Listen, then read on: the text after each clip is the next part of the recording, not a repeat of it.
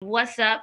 So, a little bit about me is I'm an experienced entrepreneur. I've been working in the education and nonprofit sector for over 8 years. And now I found my new love in the diversity, equity, inclusion world, where I help companies that are just starting off their journey and supporting them training and consulting. So, passion is I love working with youth as well. So a lot of my passion is working with youth as well as organizations and nonprofits.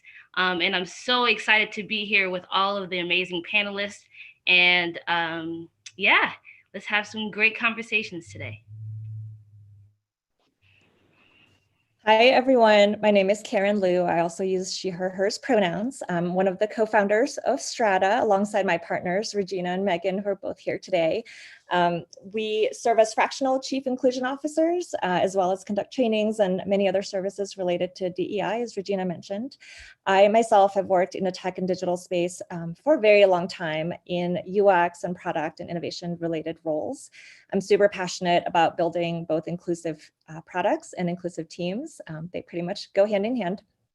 I also formerly served as the Chief Diversity Officer at a 430-person software company headquartered right here in Denver. And that was a role that I proposed and created and also set up in a rotational way so that the baton is passed on to someone else in the company every 12 months. And with that, I will pass it on to Kendra. Hi, everyone. I'm Kendra. My pronouns are she, her, hers as well.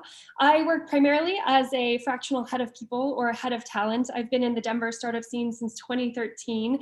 It's been amazing to see Denver Startup Week evolve and transform, to see the power and the impact that it has for everybody now. More people can enjoy this event, which is so great about this virtual format.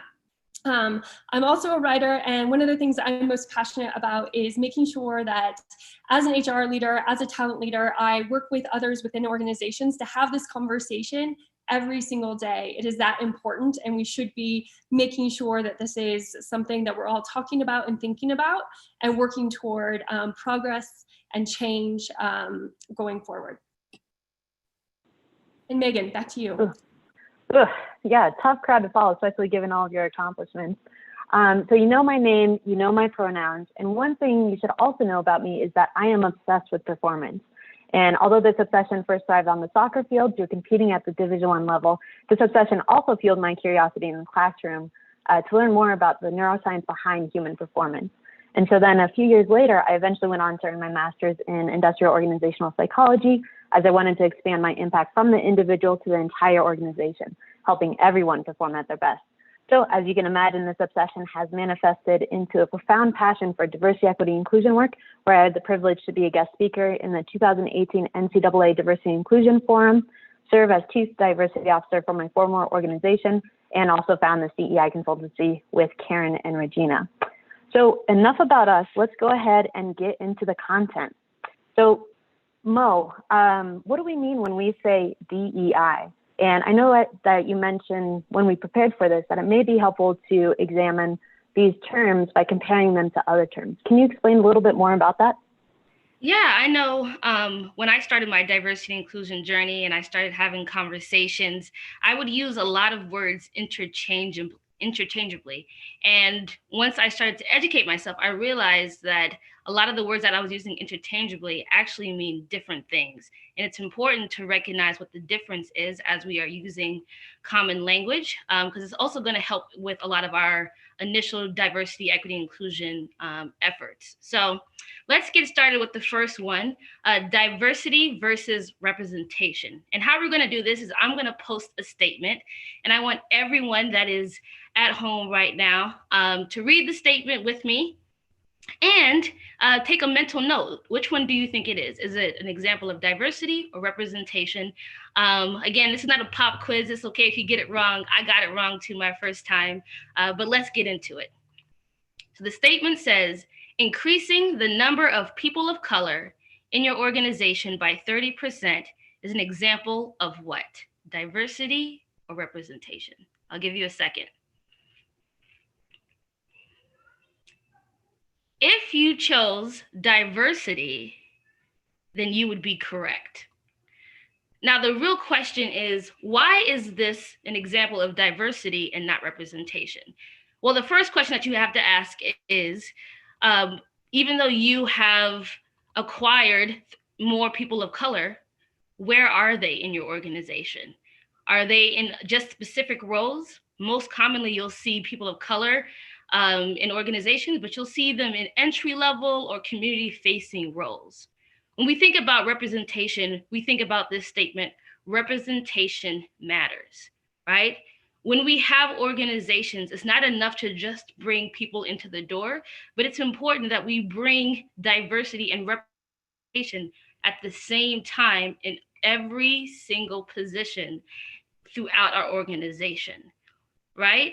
Because it's important to recognize that having people in roles, and especially higher roles, is going to help with retention. It's hard to be something that you can't see.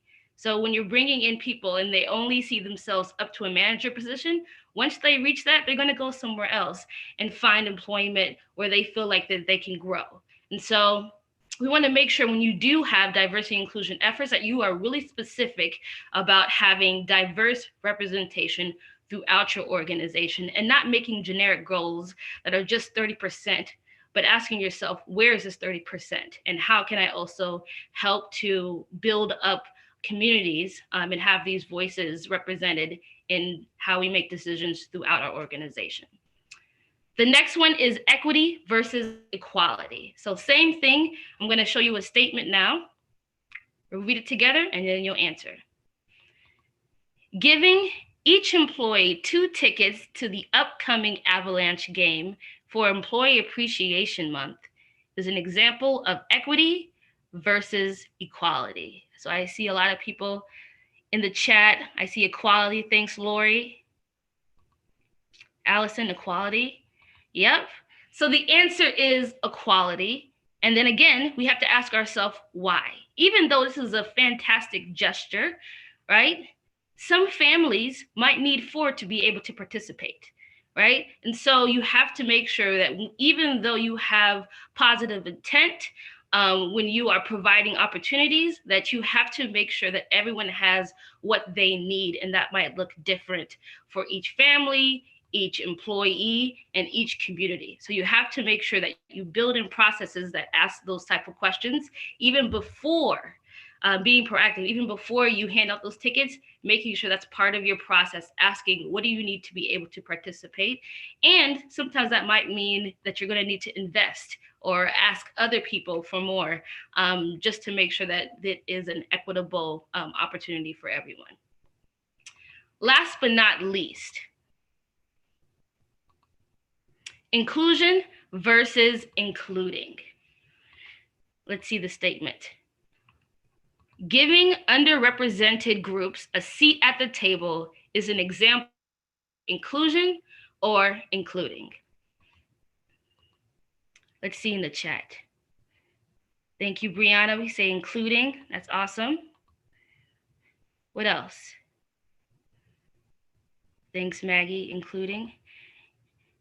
Inclusion. Okay, so now we're seeing a little bit of both, but the answer is, of course, including. Why is this including?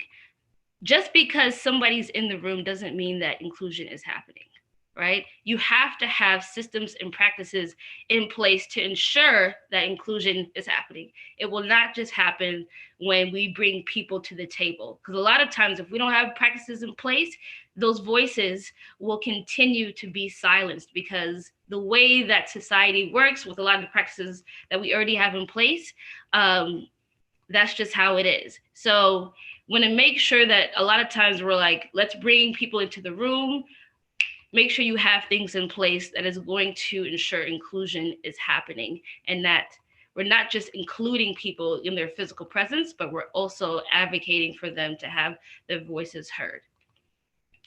Awesome. So I hope we're all good with debunking some of those, that common language. Yeah, those misunderstandings. Yeah, absolutely. And as we prepared, Karyn, I know that you have a great little tidbit to add on to diversity to make this idea come alive further. Do you mind speaking to that? Absolutely. And thank you, Mo. I love that we're doing this together because I always get to learn so much from you. And the way that you talked about this is a new lens for me. And I really appreciate thinking about the nuance between diversity and representation specifically. So yes, to build upon that, you know, when Megan, Regina, and I talk about this, we like to talk about the concept of 2D diversity. And if anyone hasn't heard that term before, 2D diversity refers to a combination of inherent diversity and acquired diversity. So inherent is the stuff that you're born with, more or less, that's the stuff that you can see. Now add to that acquired, that's the magic that comes from your unique life experiences. So were you in the military? What about your socioeconomic background growing up? What's your working style like, right? Traditional workplace diversity conversations do tend to focus around the stuff that we can see, but diversity actually means much more than that.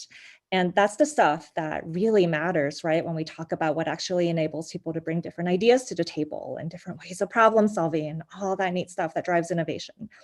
Now, of course, you've got to have the other important parts like the equity and inclusion and psychological safety so that you can really activate that 2D diversity, and we'll talk more about that later. So yes, for now, what we're talking about what the D means, just know that there are a ton of studies out there that show the ROI around having a more diverse workforce. And there's a really good one reported in Harvard Business Review specifically around 2D diversity, that employees at companies with a higher levels of 2D diversity are 45% more likely to report a growth in market share over the previous year, and 70% more likely to report that the firm captured a whole new market. So those are pretty compelling numbers to show that this is not just a moral imperative, but it's really good for your business. Love it. And you know what else I love? I love the title of this slide, Woke AF. Karyn, can you tell us a little bit more about what's going on here? Absolutely. Great. So now that we have the shared knowledge of what the D, the E, and the I mean, what's the spirit in which we approach this work? I feel like we are really lucky to be alive right now in a moment that matters so much. So when it comes to the future of work, things are changing right before our eyes. We're not just talking about how for many of us, remote work forever might just be a real thing. We're also talking about the fact that we want to work for organizations that will be on the right side of history, right? Work is very much an extension of our personalities and our identities, and the lines there are blurred more so than ever, and we're evolving in real time. So 2020 has given us a series of catalysts, to say the least.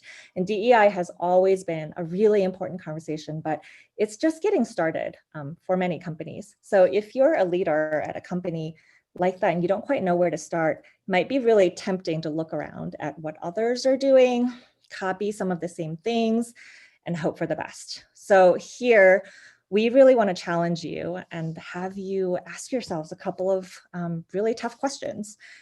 Number one, do I deeply understand why I'm doing this work and why it's important? Right? Not just going through the motions of what you're doing or even the how, but starting with the why. And second, with everything you do, ask yourself this really key question: is it performative or is it genuine? Who am I really doing it for? For example, did your company issue a statement for Black Lives Matter and maybe not much else? Do you put photos of all of your employees of color on your careers page? How might that make them feel, right? Did you put everybody through unconscious bias awareness training one time and consider that a success? So again, who am I really doing this for? Who is it benefiting? Who might it be hurting? And be really honest here. Is it more for the optics or PR or to be able to check a box? And if so, consider how that could really feel like quite the bait and switch in your employee experience. Employees who don't feel a true sense of belonging are likely to leave in under a year. So that checkbox mentality does a lot more damage than good and will ultimately reflect back on your brand. So Megan, you like to say this is not the woke Olympics, and it's not. If you find yourself feeling reactive in these times, what a great opportunity to turn it into something proactive and genuine and lasting. This is about acknowledging how much work we all have to do here and showing up every single day with vulnerability and bravery and tons of compassion and grace and saying, yeah, we're sure to screw something up, but let's do this together anyway. And let's make sure DEI becomes baked into the DNA of who we are together. Love it. And to be clear, the woke Olympics thing, that came from someone I collaborated with in Equity Solutions. So I want to make sure I give them credit, as I think that's a phenomenal statement. Great. So building off of what Karyn said, this leads perfectly into examining what gets in the way of cultivating an inclusive workplace. So to be clear, I don't think people or most individuals or companies are purposely being performative in their DEI presence. However, many initiatives can be seen as, once again, like Karyn said, simply checking a box, as opposed to a genuine commitment, treating DEI as an extracurricular rather than a profound presence in shaping company culture and strategy. And this is where most companies are stumbling in creating an inclusive workplace despite investing billions of dollars in this industry. So how might you be able to tell what is truly working, what is not, and how to move forward? Well, what gets measured gets done. And I'm sure you all have heard this saying before. And although I have a love-hate relationship with office jargon, it makes a lot of sense. Companies are arguably solely driven by metrics when it comes to tracking and assessing their profits and operations, and they use these metrics to make internal changes. Yet why is it then that companies do not necessarily hold themselves accountable to quantifiable results when it comes to assessing the efficacy of their DEI presence?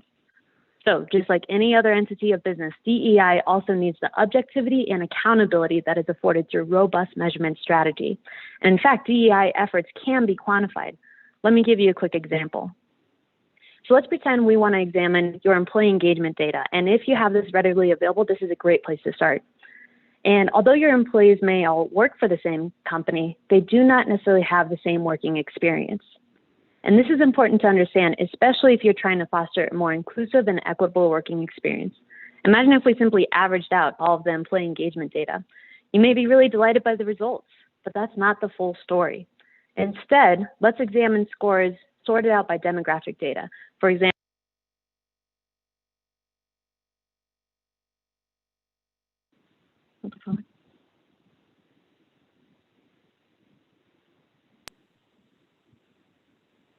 You're back, Megan. You're back. oh, Megan. okay. Whew. Gosh, all right. Gosh, what was the last thing you all heard? Sorting the scores by demographic data. Great. Let me get my thoughts. Great. So instead, let's examine the scores sorted by demographic data. For example, examine gender, ethnicity, age. And although these categories are not all-encompassing and do not necessarily appreciate the intersectionality of identities, it provides a much clearer and more accurate picture of what's really going on. Now, if we examine the data and there's a discrepancy in the employee engagement data stratified by this information, this may highlight a specific need or action to guide the organization in their DEI efforts. Hey, As listed on this, Megan? Yep.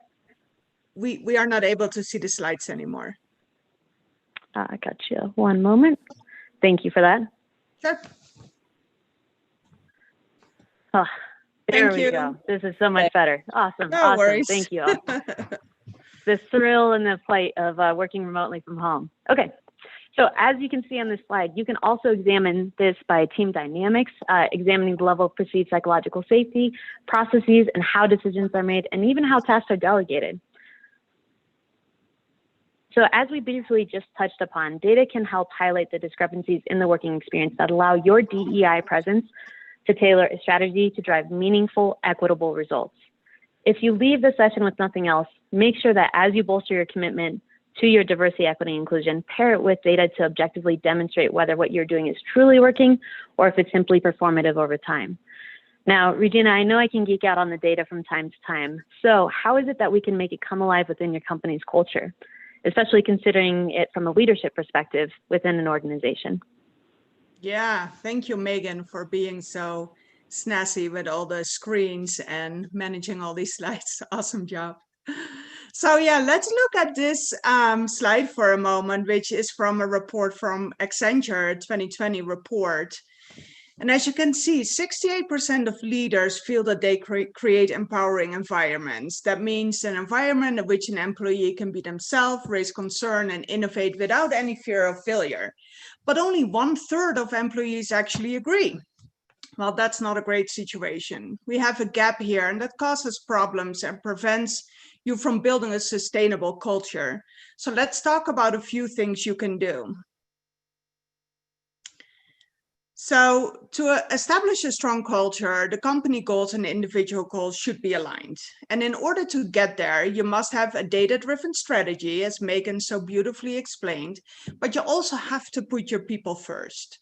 Organizations are made up of people, as we all know, and your employees and their shared beliefs together make up your company culture. So by starting with listening and including them and adapting a human-centric approach, you'll be able to prevent a perception gap, like Accenture has pointed out, from happening. And then integrating your diversity, equity, and inclusion into the fabric of your culture will make it super sustainable. And then you have a nice long-term vision. Also, as a leader, you must set the example. You have to model the behavior and hold yourself and your colleagues accountable. For example, if you as a leader are in a meeting, right, and somebody makes an inappropriate comment, you can speak up. And when you speak up, you create space for others to speak up as well. But on the flip side, if you let it slide and allow it to happen, those kind of comments, they may become the norm within your company. A lot of people will be afraid to speak up if you don't speak up.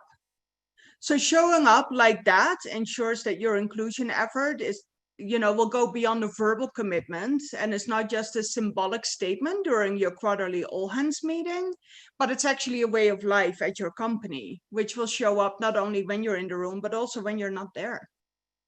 And that becomes your culture.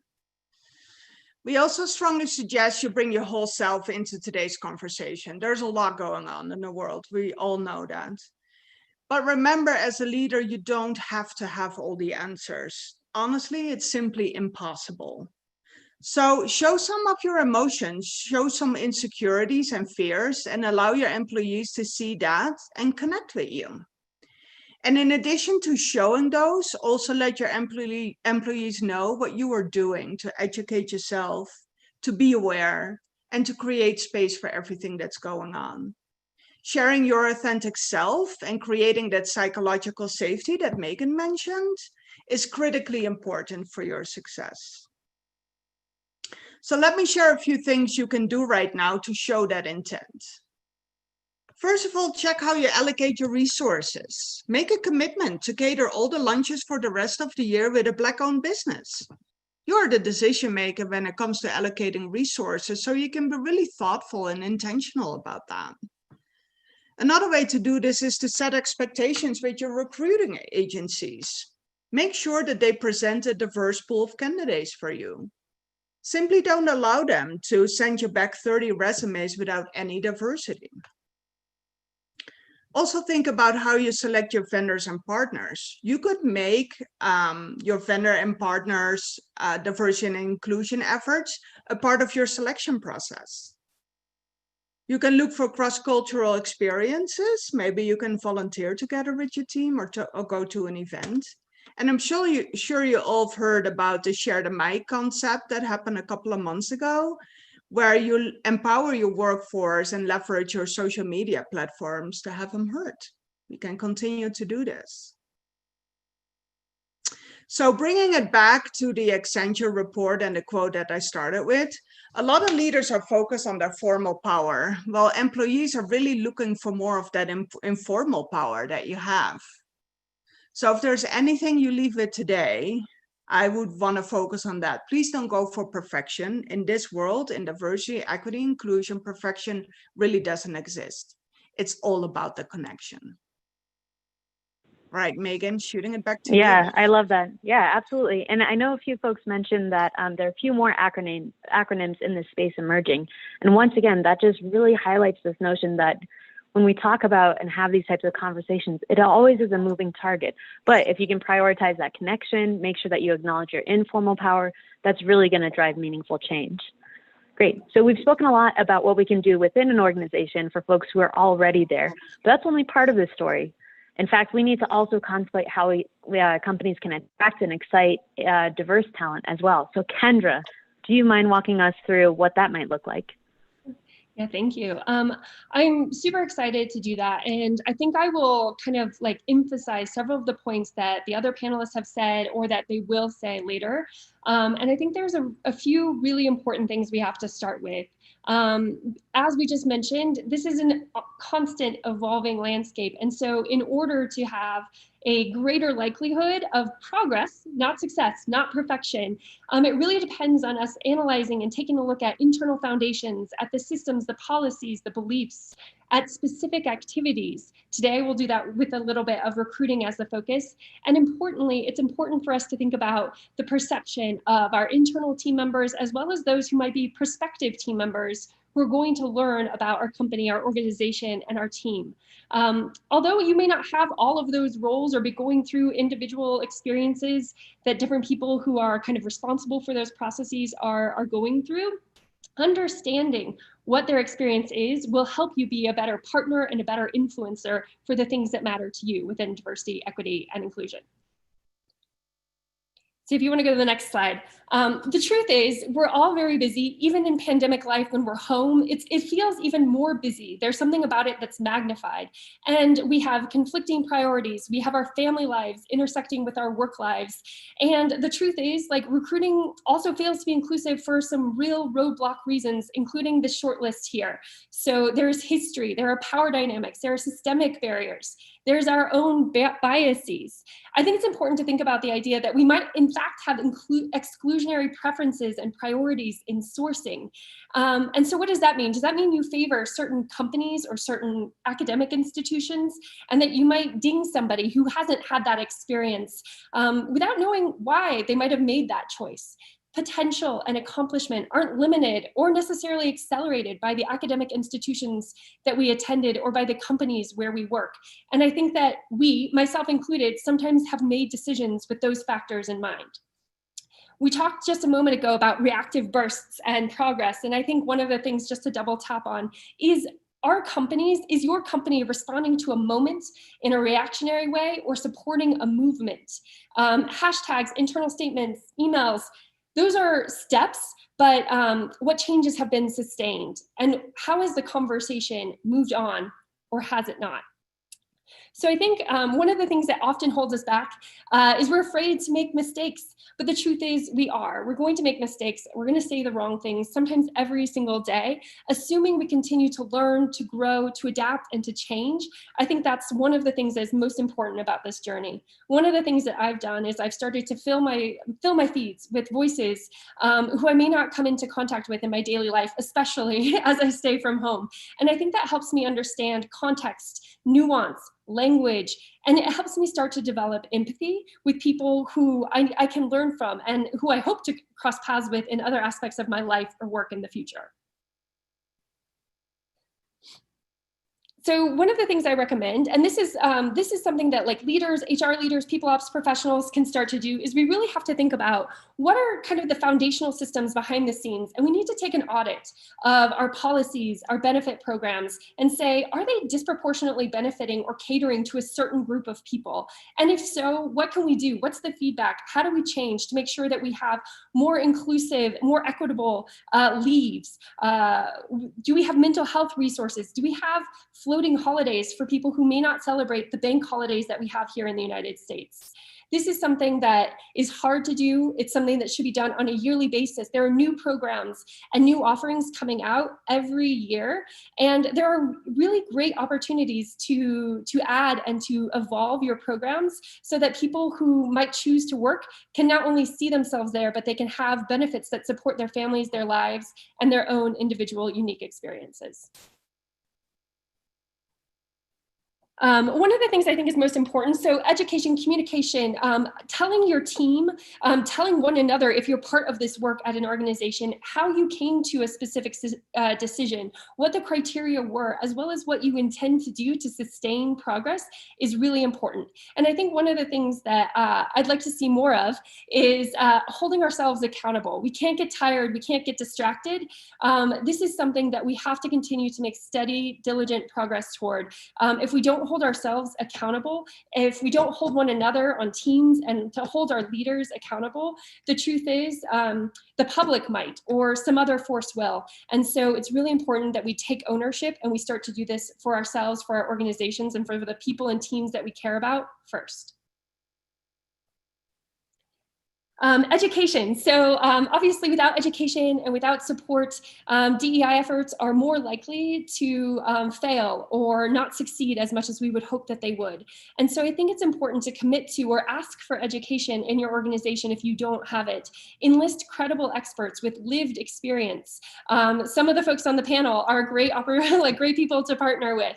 And if you're going to do that, if you're going to start to engage external advisors, consultants, or educators, make sure you pay them. This is often work that, even if you're an external provider or expert, it's unfortunate, but people often think that they can pick your brain for free, and that can't be the case going forward. This has to be work that is recognized and that is paid for, given the labor and the work that has been done to set the stage for those courses or those programs that they partner with you on. I'm not going to touch too much on this. I know we'll send this deck out later, but one of the things I often encourage is, like, when we're ready to hire, when we're ready to recruit, especially internally, we often rush to get a job posted. We rush to get the hiring process started. And I think it's really important, in order to increase the likelihood of equitable assessment processes, outcomes, and experiences, that we design, that we slow down, that we think about potential and aptitude, and that we make sure we have mechanisms in place to check our bias. So that if we are going through the process, we don't penalize certain people for a lack of experience and give credit to others for their potential. And I think these are things that are underneath the surface, and that just being aware of them and making sure you thoughtfully and intentionally design your recruiting process goes a really long way in making sure that those experiences don't impact candidates who might otherwise be exactly the person and the profile that you're looking for to join in a particular role.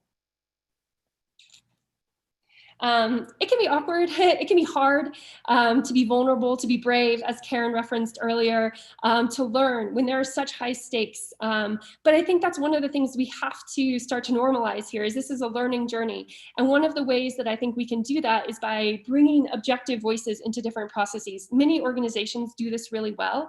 They have objective listeners in their interview debrief meetings. And I think to start to build that habit, to start to build those capabilities so that people know what to listen for and are coached and redirected when a question or a comment that might not be what we intended to say, that might have a really strong impact. We have to be coached, we have to be developed. It's hard to know how to do it if you don't have someone supporting and guiding you along the way.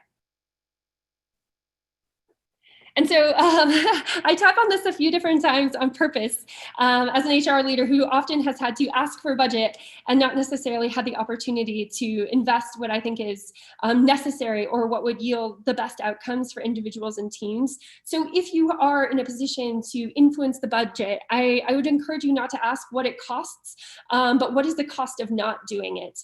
This is as valuable and as critical to your organization and to your team's success as any marketing tool or SaaS license.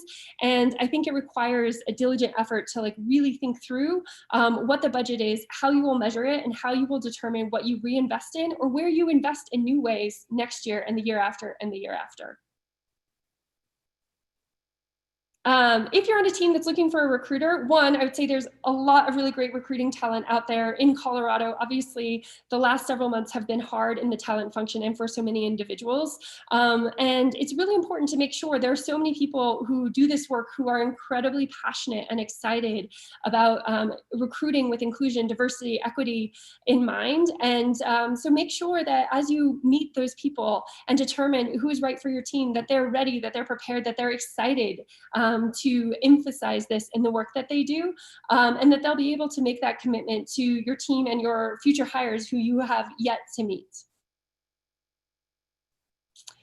Scaling is important. One of the things that I think is important as you start to invest, as you start to influence those within your organization to commit to DEI efforts, it will pay off. It will pay off not only in your recruiting efforts, but as you move forward into learning and development, performance management, promotion and pay practices. When you have this type of awareness, knowledge, and when you have solid foundations in place, it will carry through to other people and people programs and positively impact your employees' experiences.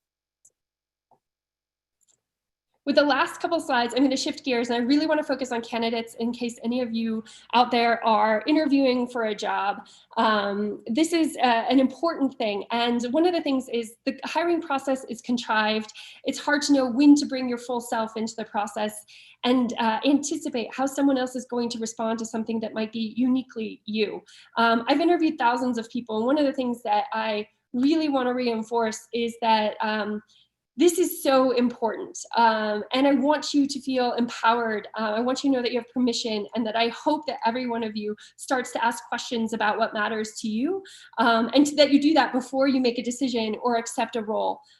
So one is just please feel empowered, because if you want to be able to be your authentic self, like assessing that and really doing your diligence on the company itself during the hiring process is critical. And then the next few pages, I'll just highlight these at a real high level. This flips back to things that were said earlier by Karyn in particular, is think about whether or not something is performative and superficial, or whether the efforts are integral and genuine. And these are some of the things that you can start to think about, that you can ask questions about. In fact, later, and you can reach out to me, I have resources that I worked with Strata on in terms of specific questions that you can ask your interviewers to start to get at some of these things, including what's on the next slide, which is about the roadmap. Going back to what Megan highlighted, companies who are committed will often start to have data. They'll have evidence, they'll have information, and they'll be able to speak to not only their successes and their progress, but their failures and learning. And that is part of this experience. And if they don't have both, that's worth asking a question about as well, because it is hard to do this without having both progress and setbacks at any point in your growth or your journey. And then the last thing is, and I think this will really kind of lead into what Mo is going to talk about as well, is to think about if you want to be part of this journey, you might decide to weave in and out of this experience and of this work, depending on what is right for you and how you're feeling. And I think that like understanding and evaluating these aspects of an organization and a team and what they believe and how they act will help you determine if you're going to want to invest your time and effort, or even just like probe deeper once you join the team, if it's an experience that works for you. And then the last slide before I kick it back to Megan is, as you go through the interview process, if this matters to you, please normalize asking about this in every single conversation that you have. I want this to be something that like hiring managers, that CEOs, that cross-functional partners, that peers and direct reports all start to think about and respond to within the interview process, because as we do that, it will help companies realize that this is a really critical component of how many people are evaluating not only their job decisions, but their decisions to stay at a particular company. Yeah, I love that. Wow, such a wealth of and depth of knowledge. And when we were talking about interviews and types of questions you can ask, especially upholding the accountability of the budget allocated for DEI efforts, one question you can ask is, what is the breakdown per employee for the budget?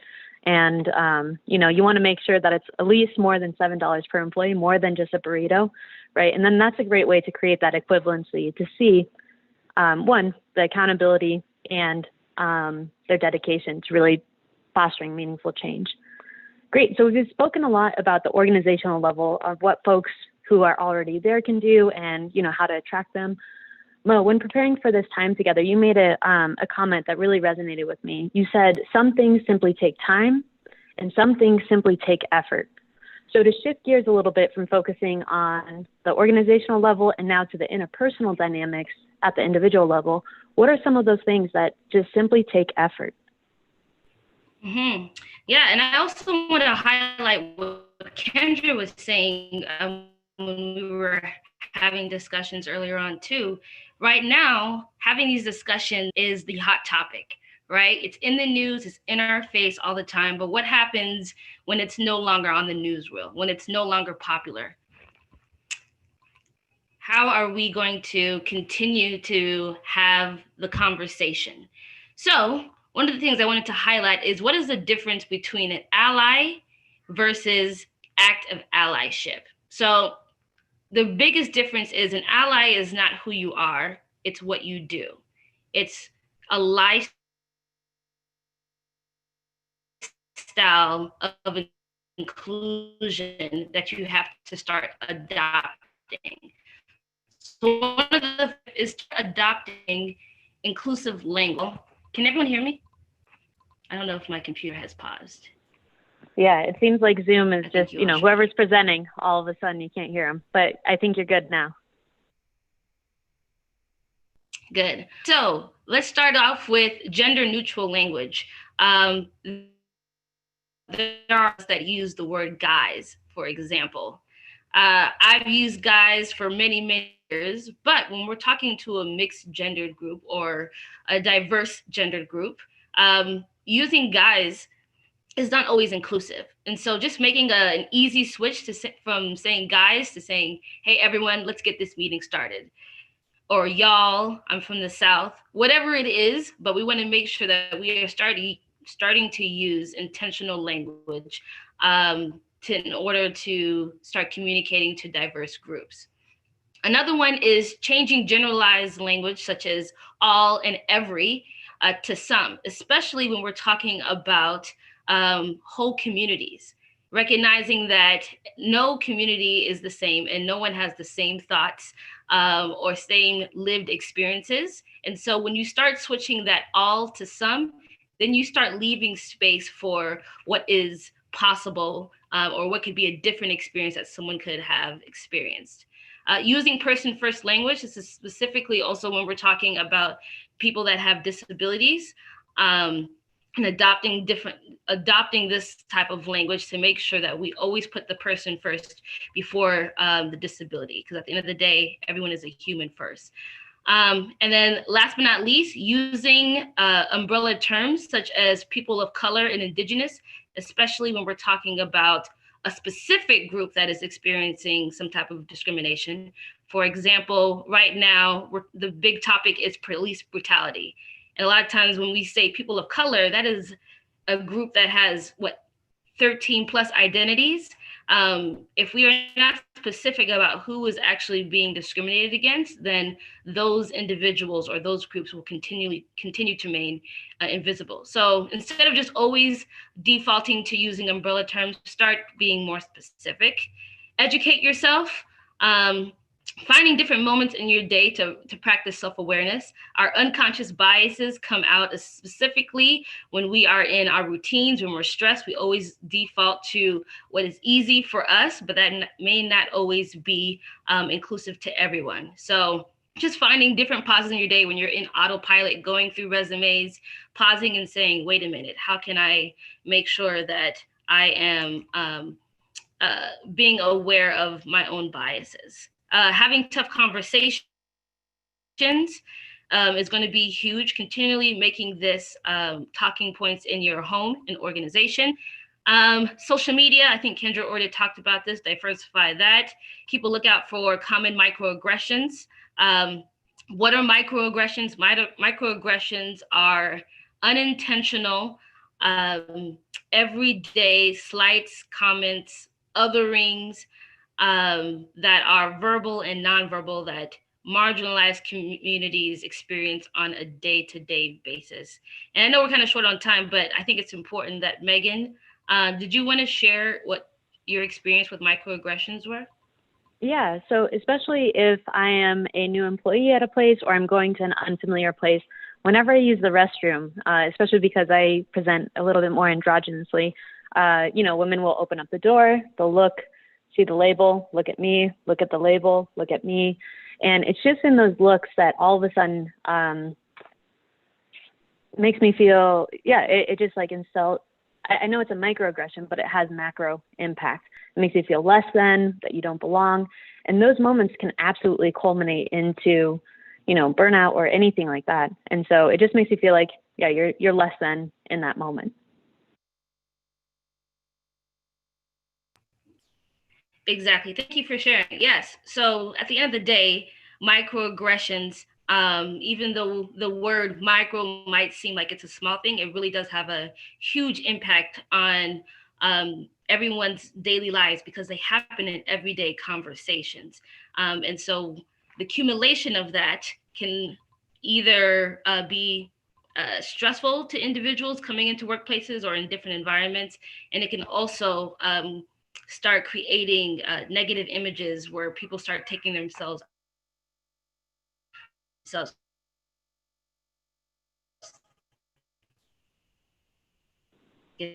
affect their self-worth. And examples will help you recognize microaggressions that you might have been committing and create more awareness, as well as starting to call them out, create some accountability, be vocal about wanting feedback, especially if you're in a leadership position. Having conversations with employees to let them know that you can always come to me if I say something is going to be huge. And then last but not least, making sure that you are starting to build positive relationships with different communities outside of your own. Absolutely. That's great. All right. So one of the parts I'm looking forward to most in this is debunking some of the myths that persist in our Denver community, especially because Denver Startup Week. What a great opportunity for us to address this. So panelists, let's spend about 1 minute each debunking a few myths together. So here's one myth: D plus I equals E. Oh, and if I'm nice, that means I'm equal, or that equals that I'm being inclusive. It's just simple math, right, Mo? No, just like I mentioned earlier on, inclusion takes effort. It takes planning, and it takes being proactive. And so just recognizing that diversity, equity, inclusion are not just, I started diversity, I started inclusion. They are gears, and they constantly need to be working in order to help you move forward. So we can't just be nice. That's fantastic. And of course, we want to make sure that we are creating a welcoming environment by, the casual workplace gestures, but it's going to take a little bit more than that in order for us to be inclusive. Love it. Great. Yeah, Denver is just not diverse enough. It's not my fault I can't recruit or attract diverse talent. Kendra, what do you think about this myth? Yeah, this is frankly just lazy, even more so in 2020. And so if this is your default answer, it's time to dig in, reach out, and get creative. Think about your definition of diversity. Are you using a single reference point, for example, gender, to measure progress rather than considering what broad diversity or representation looks like? Is Boulder or Denver your only pool? Post-pandemic, I think we have new ways of looking at the world. We'll have more remote and diverse team or remote and distributed teams. If you're going to try and recruit from different areas, you're going to have to do this work even more to demonstrate your commitment, your foundations, because they won't necessarily know you, your organization. And so you're going to have to really be thoughtful about your efforts. One other thing that's really important is think about your referral programs. Are you incentivizing carbon copies of your existing team?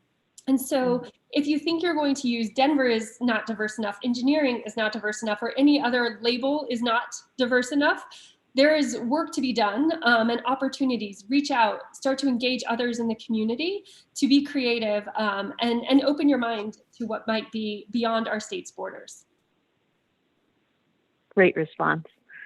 All right, as a leader, I'm just too busy for this type of work. Regina, what do you think? I think that's just unacceptable. Simply as that. As a leader, your people are your most important asset. They're also your competitive advantage. They're everything. They're the ones that are doing your sales. They're taking care of your clients and your company. So as I said before, all your employees together make up your company culture. And your company culture is a huge key to your success. So as a leader, it should be your #1 priority to not only focus on your people, but then also focus in on the diversity, equity, and inclusion to close that entire loop. And that will create sustainability for the long run. Love it. All right. DEI is solely an HR/people ops responsibility. What do we think, Karyn? So I would argue absolutely not. And I know Kendra would agree with me on that. So the work of DEI and the work of HR, in fact, can be quite at odds with each other. Traditionally, HR roles have a large responsibility to help mitigate risk for the company. DEI, on the other hand, is sort of all about risk taking, right? And pushing those boundaries and getting comfortable with being uncomfortable so that we can grow together. And also HR and people ops functions tend to think about DEI as like a program or initiative. And so what we've seen often is they try to have it like fully baked before launching. And that's really not the way to approach DEI. It's a moving target. And as we've heard over and over, perfection literally doesn't exist. So it just takes a slightly different mindset to say, we are going to start on this journey now and learn together as we go. So all that is to say, HR and DEI functions should live side by side and be good partners, but it should not be a hierarchy. And it's no more solely HR's work than to say, you know, it's the work of women or the work of minorities. It's truly everybody's work. Great. Awesome. So I know that we're nearly at time, maybe 10 seconds, just kidding. We'll go a little bit over.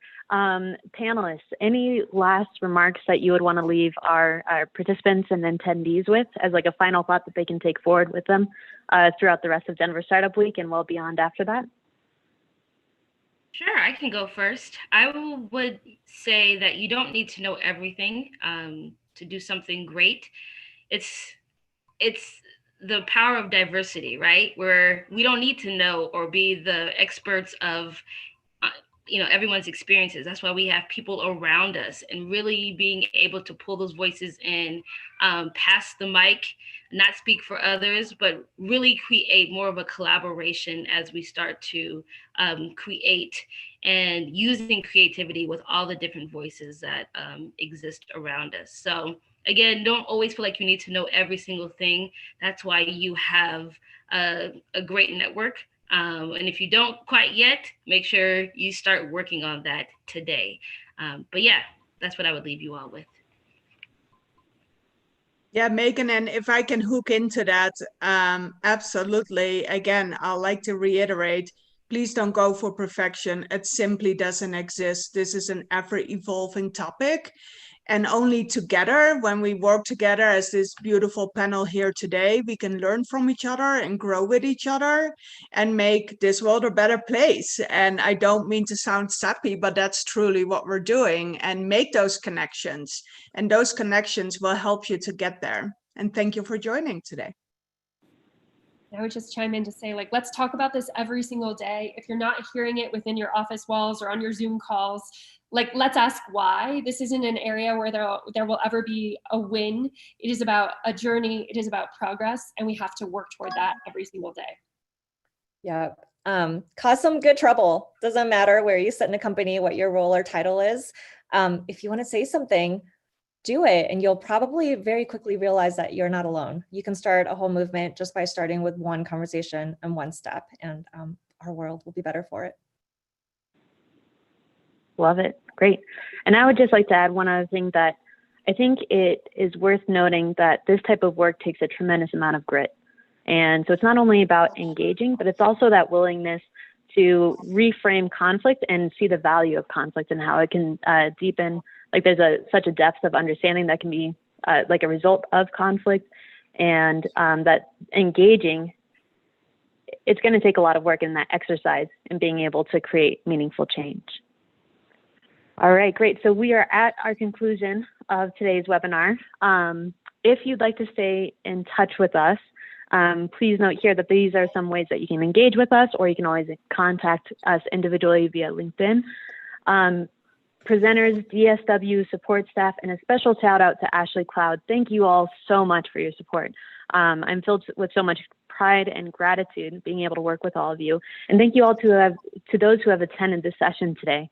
If you'd like to stay in touch with us, like I said, here's our contact information. Otherwise, have a great day and can't wait to hear from you soon. Bye.